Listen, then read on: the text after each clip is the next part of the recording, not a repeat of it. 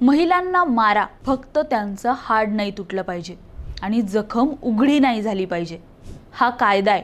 हो, तुम्ही खरं ऐकताय. पुरुष महिलेला तोपर्यंत मारू शकतो जोपर्यंत तिचं हाड तुटत नाही किंवा जखम उघडी होत नाही. असा कायदा अफगाणिस्तानमध्ये नव्याने सुरू करण्यात आलाय. अफगाणिस्तानात महिलांवर होणारे अत्याचार काही नवीन नाही, पण आता त्या अत्याचारात भर म्हणून तिथे असा क्रूर कायदा नव्याने सुरू करण्यात आलाय. या कायद्यात अशी तरतूद आहे की जोपर्यंत महिलेचे हाड मोडत नाही किंवा उघडी जखम होत नाही तोपर्यंत पतीला, बायकोला आणि मुलांना मारण्याची मुभा आहे. जर मारहाणीमुळे हाड मोडलं किंवा जखम झाली तर पतीला फक्त 15 दिवसांचा तुरुंगवास होऊ शकतो आणि महिलेला ती जखम न्यायालयात सिद्ध करण्यासाठी पूर्ण अंग झाकून जावं लागेल आणि सोबत पुरुष पालक असणं बंधनकारक आहे. तसेच महिलांना सार्वजनिक ठिकाणी पूर्ण शरीर आणि चेहरा झाकणे अनिवार्य आहे. मोठ्या आवाजात बोलण्यास देखील बंदी आहे. पतीच्या परवानगीशिवाय नातेवाईकांना भेटल्यास महिलेला 3 महिन्याचा तुरुंगवास सुद्धा होऊ शकतो. या कायद्याच्या कलम 9 मध्ये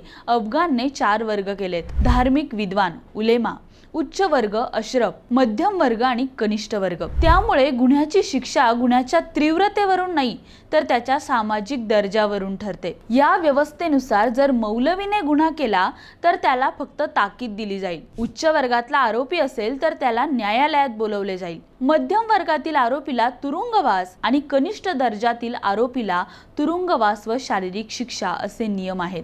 गंभीर गुन्ह्यासाठी शिक्षा ही इस्लामिक धर्मगुरूंकडून दिली जाईल. ही नवीन 90 पानांची दंडसंहिता 2009च्या महिलांवरील हिंसाचार दूर करणारा कायदा रद्द करतो, जो अमेरिका समर्थित सरकारच्या काळात लागू करण्यात आला होता. तर तुमचं या क्रूर नियमांबद्दल काय मत आहे ते आम्हाला कमेंट करून नक्की सांगा.